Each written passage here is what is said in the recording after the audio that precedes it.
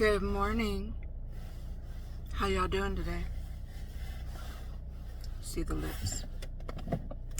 Listen to this on ×2. I like to just say that straight off the gate because I think I have a slow cadence and it would be better, or 1.5, whatever YouTube offers. I am first thing in the morning. Let's see, it's 46 degrees out here, so you see me buttoned up. But I wanted to jump in here and talk about this morning something that's kind of like rolling around in my mind. And as you know, I want this channel to be about I'm trying to find my tribe. I'm trying to find my people. And my people are those that maybe haven't done everything right, or are looking to get their money back on track, or haven't saved like they should or invested like they should, or would like to learn about investing, learn about just being better overall, better people, like living the life that you really, I don't mean better people, but living the life that you really want to live, doing what you really want to do in life. And so how we can live our best life. Like I wrote a book one time called You 2.0, and the subtitle was Living Life Like It's Golden. And so I want to understand, like, what does that mean for you, and really, what does it mean for me now? You change and you evolve over time. At least we should be, as you learn different things about yourself or whatever. And so this morning, I've recently gotten turned on to somebody by the name of Louise Hay. Louise Hay. And so it's Louise, and her last name is Hay. And I don't really know that much about her. It looks like she used to be she died in like 2017, and she was an author. She wrote a few books. I have not read any of the books. I don't know, I happened upon some YouTube video that was her giving a talk. And one of the things that she was talking about was loving yourself, and how we don't turn some heat on, and how we often, a lot of the issues that we face in life are directly tied to the fact that we don't love ourselves like we should. And one of the examples that she used, and I can relate to this because I had 3 kids of my own, and I just remember when they were babies, they were so cute and just so enamored with themselves. Like anytime you would take them in front of a mirror, they would stand in front of the mirror for as long as they could, or and just look at themselves, and they always wanted to look at themselves. And that really didn't change, like through elementary school they would like to look, and junior high. But something happened like over the course of time, and I think this is the benefit of being a parent, and being able to have that look back, as you're living, you don't remember yourself as a baby, and you don't remember being born, you don't remember how cute you were, you don't remember any of those things, right? And so and in this life you can't see yourself. So when you become a parent, you have it's such a gift to be able to look at your kids, and you've seen them, from before they even came out of the womb, if you got those little in utero pictures, and all the way through, right? And so it's a gift and like a real challenge, because what I saw in my kids when they were little, like I'm talking about, I don't know, maybe like 8 and under, or 9 and under, was such a joy, a sparkle in their eye, and just such a quick little grin to them, like they were happy. I had some happy kids, some happy babies, and they all had like this little cheek a little cheeky way about them. And they always had like a little sparkle in their eye, and they were always quick to laugh, quick to have fun, always wanting to do something exciting and do an adventure or what have you. And I guess the challenge has been that, like, watching them over time, you get to see your effect on them as a parent, which is not always great, right? Because you're not a perfect person, so you're not a perfect parent. You don't parent every child perfectly.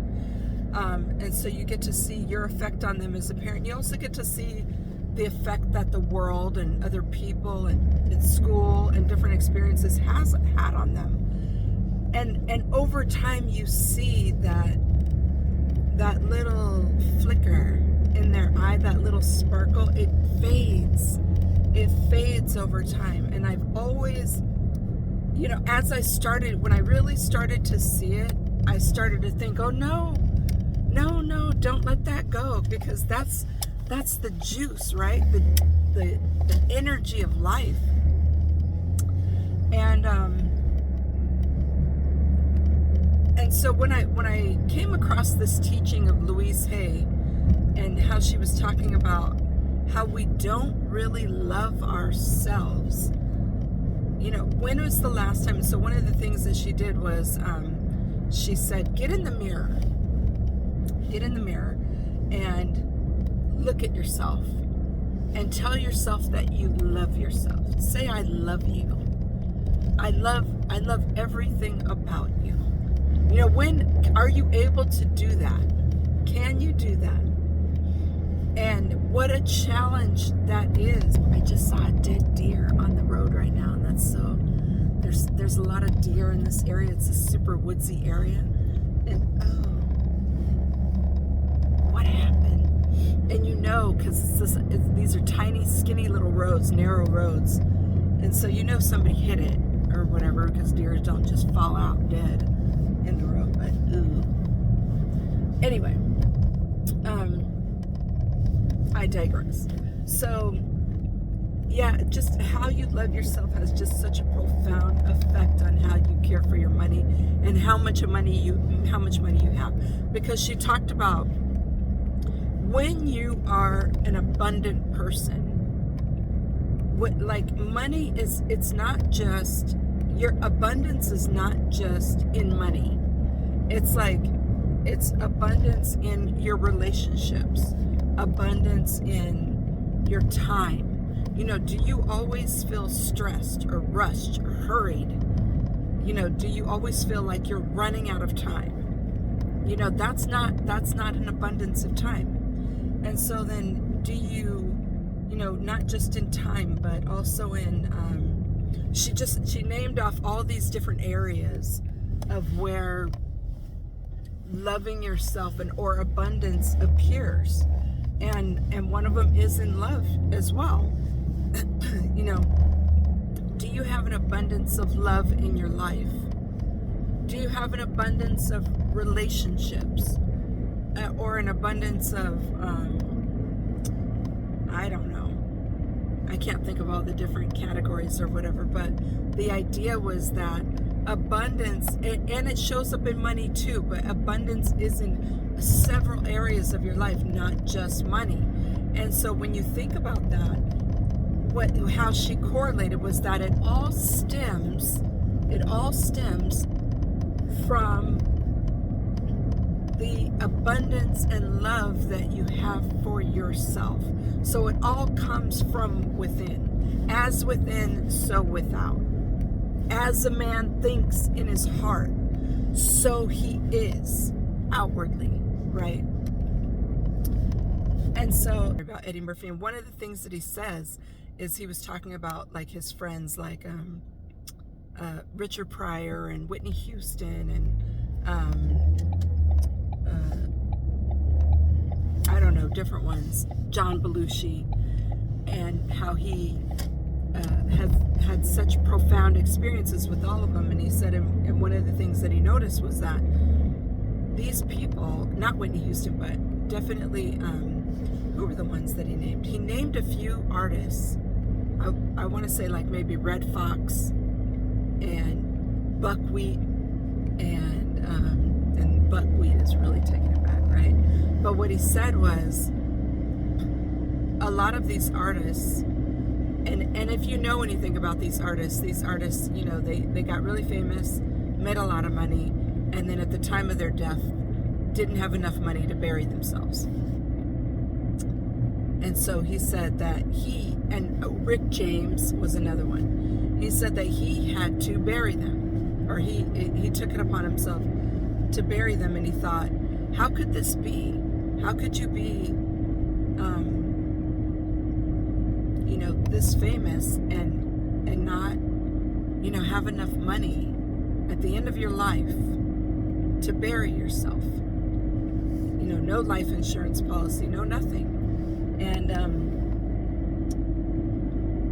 And so later, and he doesn't make the correlation, but later in the documentary, he talks about, you know, he goes, because people were commenting on his documentary, and he said, and they were like, you know, Eddy, you know, was around a lot of the artists that, you know, they blew up really big, and it also, the same thing that caused them to blow up was the same thing that caused them to kind of implode on themselves and, you know, either take their own lives or, you know, what have you. And Eddy was like, yeah, I don't really know what that was, but I love myself. And I don't know why that's funny to me right now, but he makes the connection that he loves himself. And he would, because I guess they were saying how, you know, Eddy's not going to be one of those artists that gets a lot of fame and then takes his own life because he's unsatisfied. He said, I love myself, and, you know, one of my greatest legacies, or my only legacy, is my children. And I 100%, you know, I'm with that. Unless you don't have any children or don't desire children, you know, your legacy is your children. And I feel that so deeply that I'm breaking my neck to make them as good as I can possibly make them, like pour into them as much as I could possibly pour into them, encourage them as much as I could possibly encourage them, so that they live the lives that they really want to live, not lives that they feel like they have to live or feel stuck because they don't have money. And, you know, and it really does, I think, you know, in closing the gap on this and kind of tying this whole message all the way together, was when I heard Louise say, it really is, it stems from your love of yourself. And how much do you really love yourself?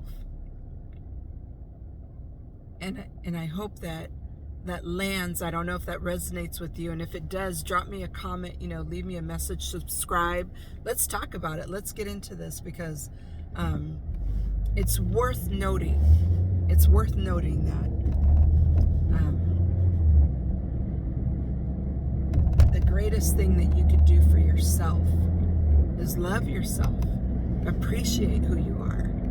You know, we didn't come here, if you think about it, when you were born, you weren't born hating yourself or feeling any kind. You weren't born thinking, you know, I'm so ugly, I'm so fat, I'm so this, I'm so short, I'm too tall.